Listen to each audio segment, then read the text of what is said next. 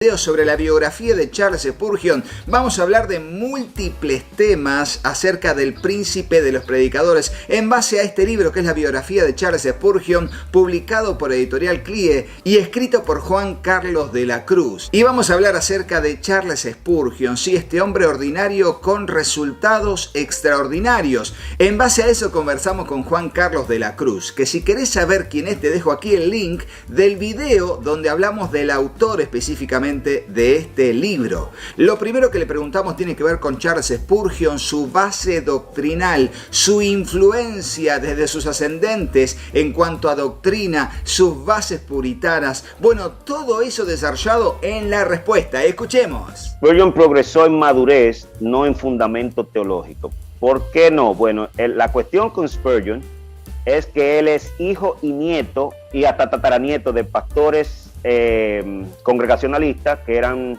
los antiguos puritanos que conocemos, pero que dejaron por razones sociopolíticas. El puritanismo cesó, pero la secuela quedó y claramente James Spurgeon, su abuelo, y John Spurgeon, su padre, incluso James Spurgeon, su hermano, todos eran pastores y de hecho congregacionalistas. En ese sentido, tú vas a encontrar que ellos eran calvinistas y puritanos en cuanto a su ética. Entonces, Spurgeon aprendió a leer temprano. Ya a los 6 años él leía bien y todo lo que él tenía era libro puritano. Incluso su favorito siempre, el que le trastornó su ministerio y su pensamiento fue John Bunyan. Él no solamente apreció el progreso del peregrino, pero memorizó Gracia Abundante para el mayor de los pecadores, que es la mejor autobiografía que se escribiera en esa época puritana, que es la autobiografía del mismo Bunyan. Al final dijo sobre la Guerra Santa, que es otro de las grandes producciones de aquel hombre que era medianamente alfabetizado, John Bunyan. Guerra Santa, él dijo: aprecio más Guerra Santa que el peregrino, y leyó el peregrino 100 veces. Entonces también se brilla en la vida de Spurgeon que coleccionó durante su vida 1000 volúmenes de literatura puritana, o sea, prácticamente todo lo que existía en el mundo puritano, porque el puritanismo duró un periodo de alrededor de un siglo y no hubo en ese sentido una producción literaria tan abrumadora por razón del poco tiempo o del periodo relativamente breve que duró el movimiento. Entonces Spurgeon fue siempre, desde jovencito, puritano. Desde su conversión, vamos a decirlo así, desde su preparatoria, el último año de preparatoria, o sea, el último año de la educación normal, preuniversitaria, su conversión y su bautismo, él fue bautista. De hecho, decidió ser bautista por convicción, era un investigador prolijo, como podemos ver, un lector profuso. Lo vemos no solamente en su pluma, pero también en su lectura. Leía un promedio de 6 libros a la semana durante toda su vida. No es en los últimos años de su ministerio. Escribió o editó 200 volúmenes de su propia pluma. O sea que estamos hablando de un individuo con resultados extraordinarios, sin duda. Entonces, Spurgeon nunca tuvo duda en su teología. Lo caracterizó su teología la Confesión Bautista de Fe de Londres de 1689, la cual republicó y reeditó. De hecho, esa confesión había sido un esfuerzo conjunto de la iglesia que él pastoreó, porque esa iglesia comenzó en 1652, allá atrás, en los días en que fue literalmente confesionada la primera Confesión Bautista de Fe de Londres, que fue en 1684, y después en 1689 esa iglesia participó en la firma, ¿no?, de esta confesión, y a Spurgeon le caracterizaba eso. Él defendió desde sus primeros momentos en Waterbeach en el año 1951, cuando comenzó a ser pastor en la cercanía de Cambridge. el calvinismo, los 5 puntos del calvinismo, vamos a decirlo así, eclesiología bautista. Entonces nosotros tenemos una triple combinación en Spurgeon desde muy temprano. Él decidió ser bautista, lo defendió, ¿verdad?, con la sangre.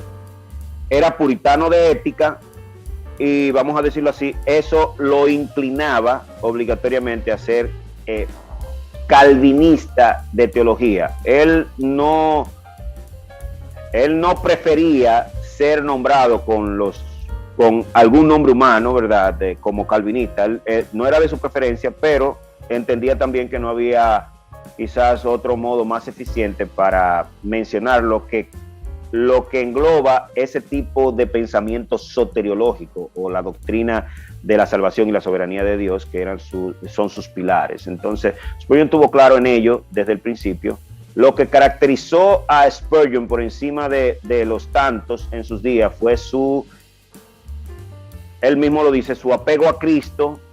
Lo trastornó la manera como se convirtió, tanto que en sus sermones nada más encontramos su testimonio pronunciado 280 veces, lo que implica que probablemente lo pronunció más de 500 veces, porque los sermones que tenemos escritos de Spurgeon hasta hoy, los volúmenes que tenemos, 70 volúmenes aproximadamente de sermones, cerca de 3.600 sermones, son los que él predicaba los domingos en esencia. Pero Spurgeon predicaba 10 sermones por semana, casi en cualquier periodo de su vida, lo que implica que su producción, su pluma en cuanto a bosquejos de sermones, que era lo que él hacía en esencia, es incalculable probablemente. Entonces él estuvo claro en todo eso. Él no tuvo, de hecho, una de las cosas que hace su esposa en su biografía o autobiografía de la vida de ellos, es que cataloga al príncipe de los predicadores como un hombre fiel a su Señor y fiel a sus principios. Y eso es una de las cosas que se pueden notar y poner en un estandarte alto sobre Spurgeon. Excelente, y así pudimos ver cómo Charles Spurgeon pudo conformar y vivir conforme a un criterio de vida en base a esa sana doctrina que abrazaba. Ahora bien, siempre que abrazamos la sana doctrina, siempre vamos a tener luchas, persecuciones, burlas desde los de afuera y desde los de adentro. Entonces le preguntamos a Juan Carlos qué tuvo que confrontar y enfrentar Charles Spurgeon y cuáles eran sus enemigos, no porque él los considerara enemigos, sino porque ellos confrontaban el ministerio y el mensaje de Charles Spurgeon. Escuchemos su respuesta. Bueno que dijera que no era él que lo consideraba enemigo, porque ciertamente era un hombre con sobrada nobleza y entendía perfectamente para qué había sido llamado, pero desgraciadamente sus principales enemigos fueron los grandes predicadores o los pastores de más renombre de Londres, en primera instancia, y muy particularmente los anglicanos que creían que tenían a Dios agarrado por un pie y que tenían, dicho sea de paso, la hegemonía del eclesiasticismo en Inglaterra. Ellos comenzaron a ser sus enemigos desde el principio y eventualmente otros predicadores de otras denominaciones, incluso de la suya más tardía, comenzaron a criticarle ampliamente y tenían crítica muy grosera para entonces. Le decían el pulpitero de Londres, que era algo peyorativo, ¿no? Como le decían, por ejemplo, el payaso, el predicador payaso. Le llegaron a decir el diablo. O sea, le tenían crítica grosera, pero no eran solamente pronunciaciones. La publicaban en periódicos, en revistas, con caricaturas, representando lo que querían decir de aquel predicador, que era excéntrico, porque no tuvo academia, viene del este del Reino Unido, digamos, no era londinense, pero ¿verdad? Explayaba en Londres, era excéntrico, no tenía escuela formal, no tenía claro, escuela, ¿verdad? Academia del tercer nivel, por decirlo de ese modo, seminario, etcétera, pero sí tuvo la escuela de su abuelo y de su padre. Además, él decidió a los 15 años, más o menos, visitar todos los templos de Colchester, Kelvedon, la región donde vivía su padre, especialmente cuando estaba en tiempo de vacaciones, por su vacío espiritual. Y él tomó esa decisión y visitó muchísimos templos en su región. De hecho, en una de esas andanzas fue que se convirtió al Señor, el 6 de enero del año 1850, en una capilla pequeña metodista primitiva, una combinación rarísima de cosas. Y un predicador raro y que un mal predicador, no a la misma vista de Spurgeon, pero ese fue el hombre que Dios usó con un pasaje de Isaías para que Spurgeon mirara a Dios. Y a partir de entonces, conoció al Señor. Pero fue agresiva, especialmente los primeros 5 años de ministerio en Londres, por su éxito fuera de estadística, un éxito extraordinario que experimentó desde el primer día que llegó a Londres, que dicho sea de paso llegó con un contrato de enseñar a aquella iglesia que estaba moribunda, New Park Street Church, estaba moribunda, enseñarle por 3 meses, y esos 3 meses se convirtieron en 38 años eventualmente. Muy bien, clarísimo. Y ahora bien, Charles Spurgeon fue un predicador muy productivo. De hecho, en su biografía, por eso no vamos a meter muchos datos del libro, porque en breve se viene la reseña exclusivamente de este libro para compartirles a ustedes simplemente de cada uno de los contenidos que posee el libro de la biografía de Charles Spurgeon. Pero claro, frente a todo eso, le preguntamos cuál fue la clave, y le preguntamos a Juan Carlos acerca de Charles Spurgeon, cuál fue la clave del crecimiento y del progreso en el ministerio del príncipe de los predicadores, y de eso sacar enseñanzas para nuestra vida, por supuesto. Escuchemos atentamente que esto no tiene desperdicio. Vamos. Le preguntaron textualmente que aquel le entendía que debía su éxito ministerial, y él siempre respondió de la misma manera, siempre, sin excepción. Él dijo: mi gente ora por mí. Esa era su respuesta. O sea, Spurgeon sabía, lo supo en todo, lo vivió, lo acarició, lo abrazó, lo defendió, que todo cuanto pasa en la vida de cualquier hombre es fruto de la determinación divina, de la soberanía de Dios, y que es imposible escapar a esa soberanía. De hecho, al principio de su ministerio, quizás los primeros 10 años, él criticó un poco la productividad de los pastores. Él lo veía como vago a la mayoría y como que eran poco productivos, pero terminó luego pidiendo perdón, porque él entendía que la utilidad, como él le llamaba, era un don divino también. Por lo tanto, él había obrado mal, atribuyéndole a esos que producían poco, a ellos el problema o la causa, y él entendió que no, que Dios tiene diferentes piezas en el ajedrez para lograr sus propósitos, y la utilidad es un don de Dios, así lo dijo.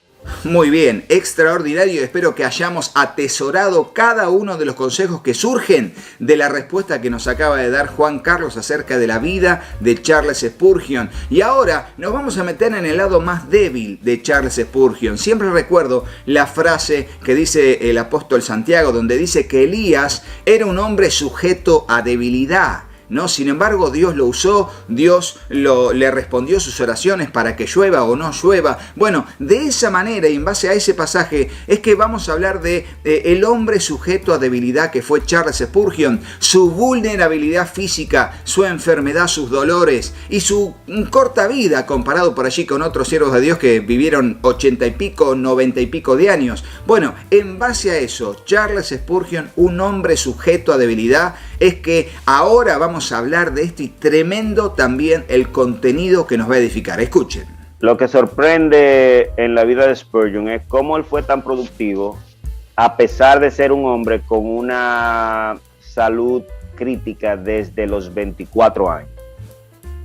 Comenzó a ser pastor en Waterbeach a los 19 años, pero ya a los 20, todavía no había cumplido 22 años cuando lo llaman a Londres.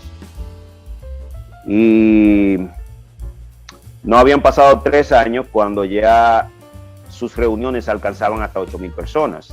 Pero cuando él llega a Londres, la iglesia tenía 230 miembros aproximadamente, algo así, y al culto principal iban 80 o 90 personas. O sea, fue una cuestión sorprendente. De hecho, tuvieron que salir del templo y alquilar un teatro. Ni no habían pasado 3 años de Spurgeon en Londres todavía.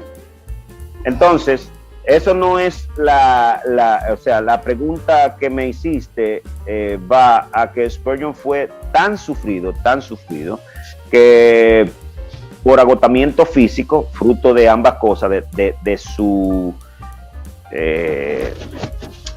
arduo trabajo, combinado con su precaria salud, tuvo que tomar varios periodos, algunos hasta de 6 meses, vamos a decirlo así, de sabático, de fuera del púlpito, fuera de las responsabilidades ministeriales. Y eso le pasó en varias ocasiones. La más larga fue de 6 meses, pero le pasó como en 5 ocasiones durante su ministerio, lo que implica que vemos su deteriorada salud. Desde los 24 años él comenzó a padecer de la famosa gota reumática, que parece que era heredada porque su abuelo también padecía de ello, según él comenta, pero también sufrió de los pulmones y de los riñones, quizás fruto del tabaquismo, porque Spurgeon fumaba bastante. Y todas esas combinaciones o sea, era común que él estuviera enfermo. Tenía que ir a Francia a menudo a ver especialistas, porque sus médicos en Londres les recomendaban los médicos franceses, que para ellos en ese entonces eran mejores, etc. Y esa salud de Spurgeon le golpeó duro, le golpeó siempre. Entonces fue un hombre que tuvo mucha crítica, ¿verdad? Un mar de crítica de todos los medios de comunicación de entonces, de todos los púlpitos casi habido y por haber de entonces, especialmente en el Reino Unido y los Estados Unidos. Pero a la vez fue un hombre muy querido. Pero él dijo una frase como la siguiente, para que nosotros entendamos cómo él veía a nuestra vista, ¿verdad?, su desgracia en la salud. Él dijo: mis tiempos felices y contentos y alegre son un centavo en comparación con la gloria del sufrimiento que he tenido. Sus sufrimientos eran de tal magnitud que, aparte de esos periodos que tenía que tomar obligado, no lo quería tomar, pero lo obligaba a su gente a tomar esos respiros por agotamiento. Él a veces en su pesar por los dolores de la gota reumática, que le causa, según tengo entendido, dolores artríticos insoportables al que padece de ello, él se deprimía como quizás nadie se ha deprimido en la historia. No eran depresiones sencillas. Él no entendía por qué, sus médicos nunca entendieron por qué. Ha habido de todo tipo de especulación acerca del por qué. Quizás tenía que ver con el mismo problema físico de la combinación de la gota reumática con problemas de tabaquismo, etcétera, etcétera, etcétera. No sabemos, es especulativo. No se hacían autopsias en ese entonces, etcétera, etcétera, etcétera. Pero además, para las cuestiones del alma, las autopsias no funcionan. Las cuestiones del espíritu, ¿verdad? Y él se deprimía tan profundamente que sus depresiones podían durar hasta varios días. Y el único consuelo eficiente que él mismo menciona, su esposa lo menciona en su autobiografía, que él encontraba era que Susie, su querida Susie, su ideal Susie, su ángel Susie, su amada Susie, su esposa, viniera y le leyera salmos. Y le leyera salmos. Él era un fan de los salmos. De hecho, su obra predilecta y su obra más importante es justamente El Tesoro de David, que es un comentario, el mejor comentario de los Salmos que se haya producido jamás en la historia humana. Por cierto, Clie lo está publicando, lleva 2 tomos de 3, una joya de la literatura ahora en español, gloria a Dios por eso, porque existía en inglés y lo que pues podemos leer en inglés podíamos disfrutar de ello, pero ahora está en español y en una producción exquisita, de lo mejor que yo he visto en ese formato impresionante. Ese era él. Era un hombre sufrido, literal, pero valoraba el sufrimiento, lo valoró como fruto de la mano de Dios, y él entendió que eso le sirvió como el 99% de su, vamos a decirlo así, del trato de Dios con él, estuvo en esos momentos de sufrimiento. Y por supuesto, Charles Spurgeon fue un hombre muy, pero muy adinerado, ¿no? Y uno dice, pero ¿cómo logró tener su riqueza si él era relativamente de clase media baja? Bueno, acá lo tenemos a Juan Carlos de la Cruz, y aquí tenemos al libro que nos habla también de su progreso económico. Un hombre que de una u otra manera terminó siendo rico. Y vos decís, pero ¿cómo fue eso? ¿Cómo se puede llegar a ese punto, no? Más allá de que creemos que Dios prospera el alma, Dios prospera la economía, Dios te levanta, Dios crea un testimonio sacándote de la pobreza y ayudándote a progresar conforme a cómo prospera tu alma, prosperando en todas las áreas de tu vida. Bueno, es muy clave entender el rol de predicador multitudinario que cumplía, y eso le ayudó muchísimo. Pero para hablar de esto, escuchemos a Juan Carlos de la Cruz, que nos da la respuesta exacta y con todo el desarrollo de este punto tan importante, y hasta también a veces punto de debate para muchos que por allí no entienden ese tema. Vamos. De lo primero que tenemos que estar conscientes es que él se enriqueció a causa del ministerio. O sea, el Señor lo bendice ampliamente, comienza a tener una audiencia internacional, sus sermones rápido comenzaron a traducirse a 25, después a 28 y llegaron hasta 40 idiomas y se distribuían a razón de un mínimo de 25,000 sermones semanales. Se vendían en Londres, por ejemplo, a 1 centavo las publicaciones, pero eso era un buen dinero, por decirlo de ese modo, para entonces.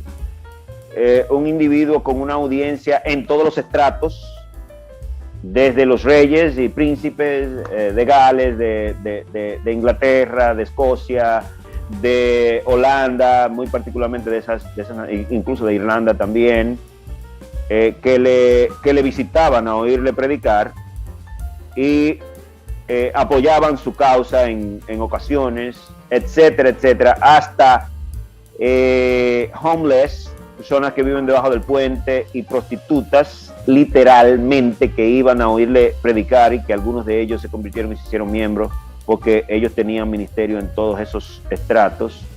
Un individuo de una audiencia, de la audiencia más grande para entonces, literal, no solamente porque a su iglesia asistían entre 8 y 12,000 miembros, dependiendo del lugar donde estaban y la semana, pero también porque él predicó a las audiencias más asistidas que había para su entonces. Inclusive ni el fútbol llenaba espacio ni semejante a lo que llenaba Spurgeon como predicador en sus días, porque el fútbol también comienza en su época, literalmente. Entonces, como deporte popular.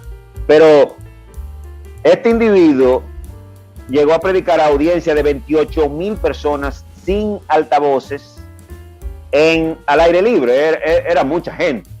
Era mucha gente en cualquier época de la historia antes del comienzo del siglo XX. Ahora tú puedes congregar millones de gente con un andamiaje de altavoces, como se congregan en las calles de tal sitio, etcétera. Eso no es un problema hoy, pero entonces era imposible una audiencia que pasara de 20,000 personas, digamos, poder oír, porque no había forma, a menos que fuera un estadio, etcétera, etcétera. De hecho, en la primera reunión que tuvieron, que aconteció un incidente de mal gusto, justo como parte de la crítica que le hacían a Spurgeon, hubo 20,000 personas allí en el Music Hall, Surrey Garden, como se le llamaba, que después en el 61 se quemó hasta los cimientos. literalmente un año después que Spurgeon dejó de usarlo y de alquilarlo. Pero en ese evento, que desgraciadamente murieron 7 personas, en el primer día que Spurgeon iba a predicar ahí, en ese espacio alquilado, se calcula que hubo 20,000 personas en la audiencia. Y el Crystal Palace podía sentar 25,000 personas. Bueno, podía sentar 20,000, pero Spurgeon fue una vez a predicar y fueron 23,000 personas. En fin, y tuvo una audiencia, si mal no recuerdo, en Escocia de 28,000 personas. Había que hacer la acústica del lugar, porque había que trabajar con la acústica para tú poder manejar audiencias grandes. Sin embargo, al aire libre, él llegó a predicar con audiencia de 10,000 al aire libre. Claramente 10,000 no son 20,000 ni son 30,000, pero son 10,000. Entonces, me imagino que no todos oían bien al final. También los individuos famosos, tú por verle de lejos quizás te contenta, la turba popular, ¿verdad?, se contentará con eso. Pero lo cierto es que congregaba ese tipo esa multitud. Entonces, siguiendo literalmente con la pregunta primera, que cómo se enriqueció, ¿verdad? Bueno, un individuo de volumen, con lo que sea que haga, se enriquece. Es como los predicadores de la prosperidad de hoy. Fíjate que esas iglesias no tienen miembros, no le interesa la membresía, no le interesa la disciplina cristiana, no le interesa ningún tipo de acción eclesiológica, porque ellos están detrás del volumen, porque ellos saben que detrás del volumen hay recursos. Es lógico. Si tú tienes una audiencia de 50,000 personas y todos dan $1, son $50,000 de un fuetazo. Pero claramente en una audiencia de 50,000 personas, si tú levantas una ofrenda y la motiva bien, puedes encontrar uno que te dé un cheque de $5,000, etcétera, etcétera, etcétera. Y más esos predicadores de la prosperidad que tienen ese tipo de habilidad de convencer al más austero de dar mucho. No sé cómo lo hacen, pero lo hacen. Entonces, un predicador de volumen es lógico que va a tener recursos disponibles. De hecho, él llegó a tener fortuna propia de millones de libras en las manos, fruto de la venta de sus sermones y sus libros, etcétera, etcétera, etcétera. Pero aparte de eso, él era un individuo confiable para que la gente depositara fondos sobre él. Por eso pudo construir el orfanato de Stockwood, que es un monumento que todavía está erigido en Londres, una cuestión impresionante que probablemente costó más de 5 millones de libras en el entonces, por ahí están los cálculos. El templo metropolitano, el tabernáculo metropolitano de Londres costó casi 4 millones de libras al cálculo de hoy. Por ejemplo, el hogar de ancianos, el colegio para pastores, el fondo de libros, el ministerio de colportaje, que por cierto en el ministerio de colportaje en un año se reportó que cuando tenían como 15 años de operación, bueno, el fondo de libros reportó que habían distribuido 122,000 libros a 12,000 pastores, pero el ministerio de colportaje en un solo año reportó que habían hecho 600,000 visitas. Y un colpostor lo que hace es vender. Es verdad que como era un ministerio también había mucho de dar, dependiendo de la condición que encontraban, todo ese tipo de cosas. Pero Spurgeon llegó a publicar sermones que tuvo que hacer 200,000 impresiones, porque Cambridge y Oxford lo distribuyeron por todas partes. Pero el sermón más controversial que predicó Spurgeon, la regeneración bautismal, un ataque feroz a la iglesia de Inglaterra, especialmente porque ellos habían llegado al punto de decir que el bautismo es necesario para la regeneración, y Spurgeon lo criticó, lo barrió con esa idea, y ese sermón solo, que se publicó en 40 idiomas, vendió 300,000 copias. O sea, nosotros estamos hablando de un individuo que, por la gracia de Dios puesta en él, tuvo una plataforma que cualquiera, lógicamente, podría ver como él se enriqueció. Quizás pudiéramos pensar en un John MacArthur, por ejemplo, hoy, cuyos sermones son bajados de la red a razón, claramente eso es gratis, a razón de 2 millones mensuales. Pero MacArthur ha publicado 450 y tantos libros, literal, publicados, o sea, que salen del pensamiento de él, no necesariamente la pluma de él, pero sí con su sello y firma.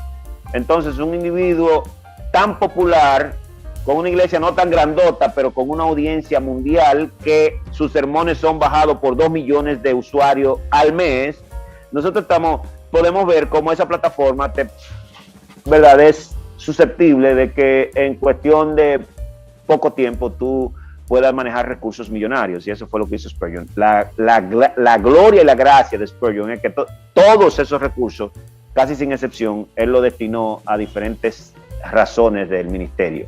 Excelente, y una de las cosas que surgieron en la entrevista, sobre todo a lo largo de todo lo que estuvimos escuchando, fue, bueno, al final entonces Charles Spurgeon murió rico, le dije yo a Juan Carlos, ¿no? Que no aparezco allí en el video, pero murió rico, entre comillas, por como diciendo, ¿viste? Cuando alguien amasa una gran fortuna y muere con cifras, dejando cifras de 3, 4, 5 ceros, donde, bueno, está todo acumulado ahí, como varios ricos del mundo. Sin embargo, en la vida de Charles Spurgeon no fue así. Mucho de lo que hizo lo invirtió, pero si querés saber la respuesta, escuchemos atentamente todo el contenido acerca de esto. Entonces, Charles Spurgeon murió rico, ¿no? Murió riquísimo porque murió, ¿verdad?, enfermo. Él murió rico porque a su sepelio fueron probablemente 100,000 personas, incluyendo príncipes de diferentes naciones, no solamente de Gales y Londres. Él murió rico porque su producción literaria había alcanzado 70 volúmenes de 700 páginas solamente de sermones y 200 libros, revistas y material que había publicado de su pluma. Pero en cuanto a su economía, él no fue pobre, de verdad no murió miserable. Su casa donde vivía en Londres, al sol de hoy debe costar quizás, estimando yo, $2 millones. O sea, era una casa de lujo, una propiedad de lujo, que la compró con sus propios recursos. Incluso fue para la única cosa que él cogió préstamo jamás en su vida. La única vez que cogió un préstamo fue para comprar esa casa, porque lo presionaron los diáconos. Él no quería hacer, él no creía en los créditos. Igual que yo tampoco creo en ello, porque le dejamos el sudor a la banca, ¿verdad? Entonces él no creía en eso, pero el préstamo no fue a la banca, sino a hermanos de la iglesia que se dispusieron a prestárselo sin interés. Entonces él de ese modo quiso tomarlo prestado y eventualmente lo pagó, pero la esposa de Spurgeon era acaudalada, no era una señora ¿verdad? Pobre, por decirlo de ese modo. Era acaudalada. Cuando Spurgeon se casa con ella, se casa con una señora de clase media alta, ¿verdad? Spurgeon no fue miserable nunca, o sea, no fue un individuo que en cuanto a los recursos fue,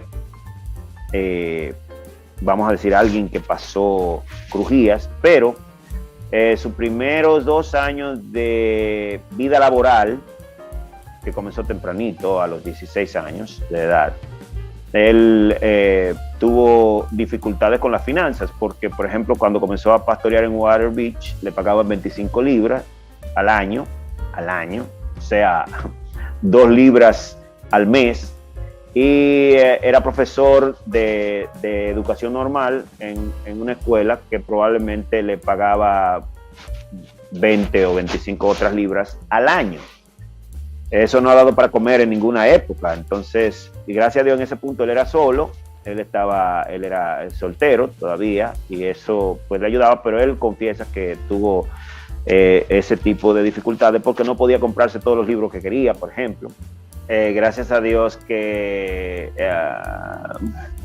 desde su niñez él tuvo acceso a buena literatura y a una educación de quizás lo mejor que se podía conseguir fuera de, ¿verdad?, de la crema innata inglesa, de los clérigos, la que tenían los hijos de los clérigos anglicanos y los hijos de los monarcas y señores ingleses, porque su abuelo y su padre eran muy productivos. De hecho, su abuelo fue granjero, a la par que pastor, fue bivocacional. Eso no era normal, eso era muy común, especialmente entre los no conformistas, porque no había ningún tipo de acuerdo estatal de ningún tipo para la manutención de ministros y sus familias, etc.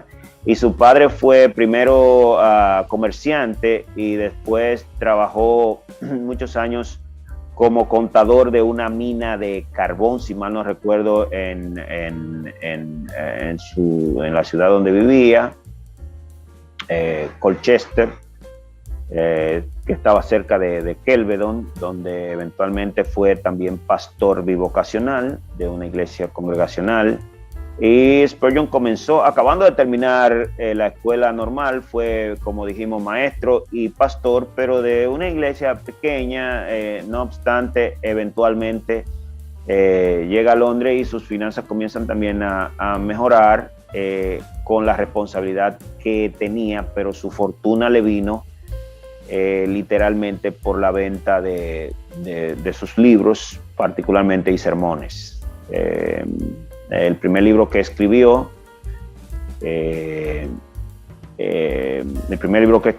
vendió su derecho a una casa publicitaria, pero de ahí en lo adelante sus sermones se vendían por millares, semanal, a través del globo.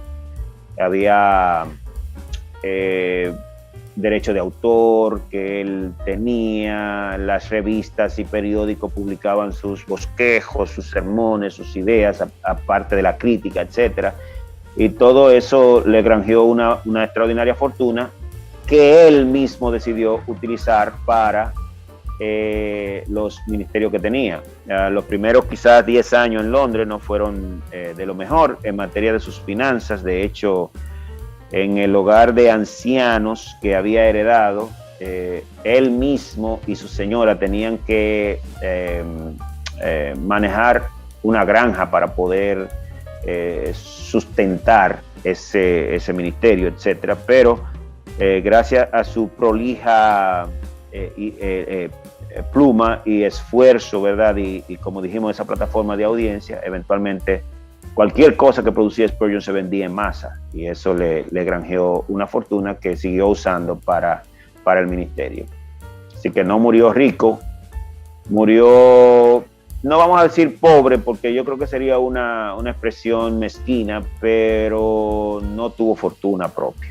Qué bueno tener esa visión. Dios nos prospera para hacer la obra de Dios y del reino de los cielos en la tierra. Y de eso se trata la prosperidad, que Dios te engrandezca para engrandecer la obra del reino de los cielos. Así debe ser, y así debe ser nuestra postura también. Si Dios nos da la posibilidad de progresar económicamente, no es para que seamos grandes nosotros, sino para que Él se haga grande y bendigamos a muchos. Como le dijo Abraham, te bendeciré y serás bendición. Por último, todo hombre de Dios, y creo que todos tenemos, los que tenemos claridad en la visión de para qué estamos en esta tierra, creo que todos queremos dejar una huella de Cristo en el mundo, y que cuando nosotros partamos haya lo que llamamos un legado. El legado, que es lo que queda cuando nosotros partimos y que tiene que ver con conceptos, con valores, con criterios de vida que se contagian, que se impulsan, que se enseñan a otros. Eso es el legado. Y así, de esa manera, le preguntamos finalmente a Juan Carlos de la Cruz, que escribió esta biografía de Charles Spurgeon, ¿cuál fue el legado que nos dejó Charles Spurgeon? Escuchemos su respuesta. Antes que nada, yo creo que Spurgeon desde temprano tuvo intención Él no estaba seguro que sus intenciones se iban a cumplir. De hecho, él nunca vio ni soñó quizás que iba a ser tan famoso, por decirlo de ese modo.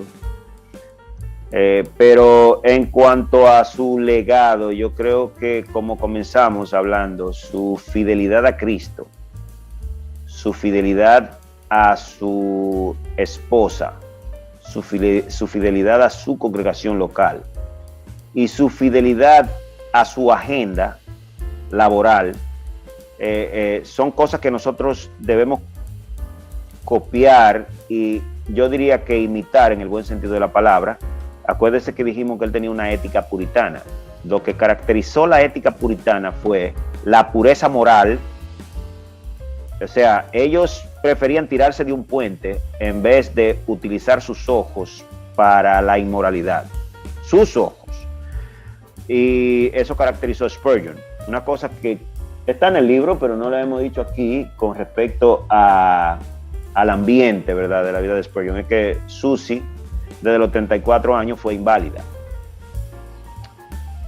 Pero tanto Susie en su autobiografía como los biógrafos críticos, buenos y malos, de afuera, sí tienen en común o registran en común que el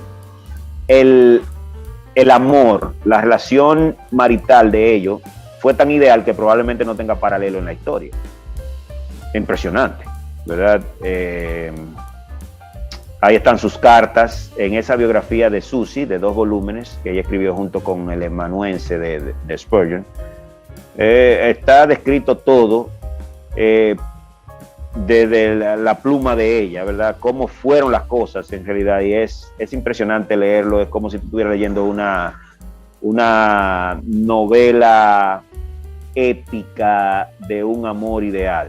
Increíble. Entonces, él fue fiel y leal a su casa, tanto que él tuvo 2 hijos gemelos, Charles y Thomas Spurgeon.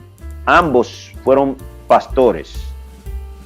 Eso habla bien de ellos, habla bien de sus padres, habla bien de un hombre tan ocupado, un hombre que solamente en la predicación, que era lo que le caracterizaba en primera instancia, predicaba un promedio de 10 sermones a la semana, a grupos pequeños de 500 personas en un patio, como a audiencia de 20, 25 mil, 10 mil, 3 mil, 7 mil, en los grandes salones de todo el Reino Unido, de Holanda, de Italia, etcétera. O sea, fue un hombre internacional, Francia, entre otros países.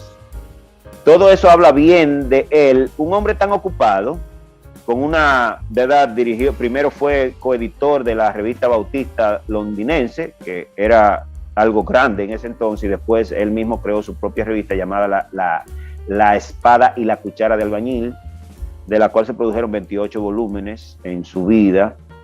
El mejor libro que se haya escrito jamás, a 7 volúmenes, en la publicación de entonces, de un comentario de los Salmos que él utiliza, claramente con ayuda y todo, de alguien que buscó para que le ayudara, casi 4,000 citas de escritores antiguos y recientes. O sea, impresionante. Solamente ese libro, de entre 200 que escribió,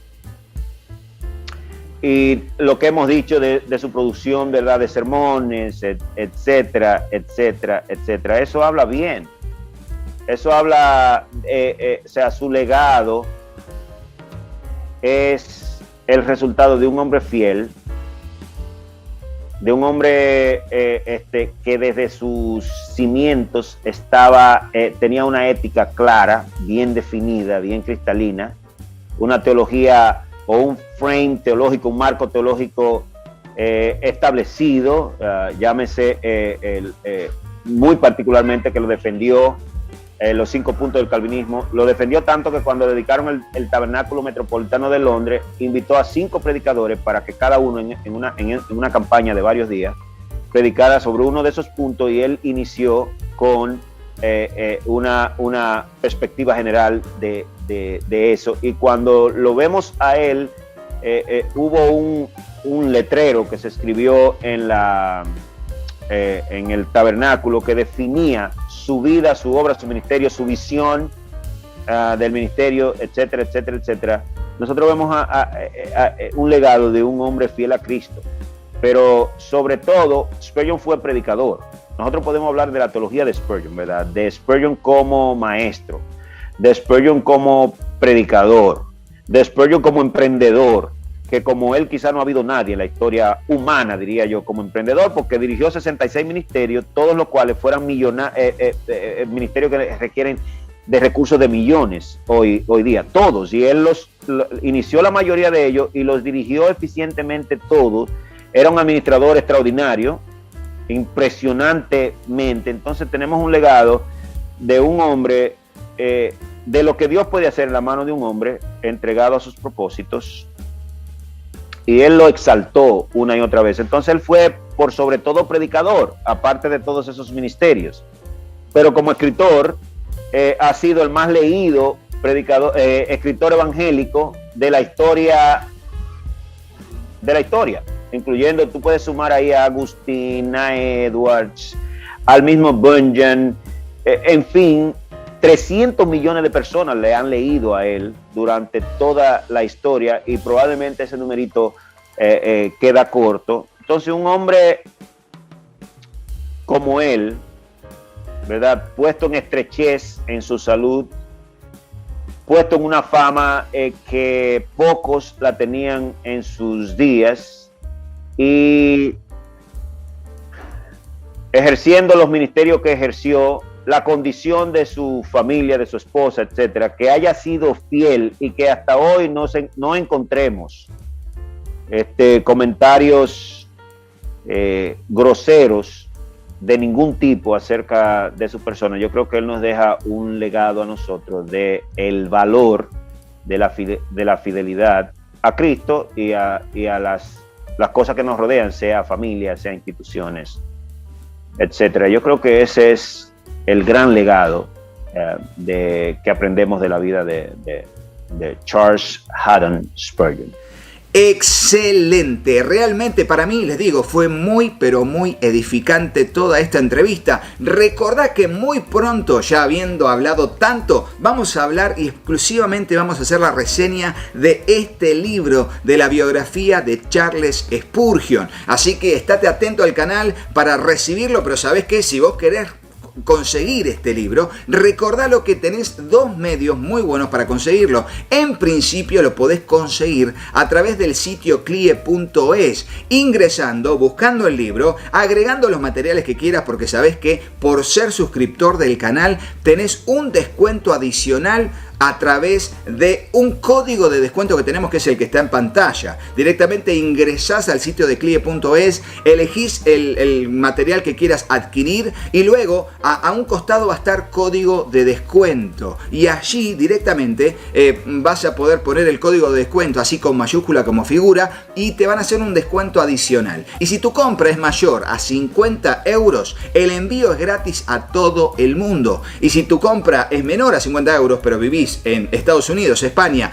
o en México, también el envío es gratis. Si no, bueno, tendrá su costo de envío de acuerdo al país donde vivas. Y si no, también te dejamos el link de compra en Amazon de este libro. Así que espero que te haya gustado el video, pero no te vayas de acá sin hacerle caso a mis hijos. Hola, yo soy Katy. Si te gustó el video, ponle me gusta y dejales un comentario.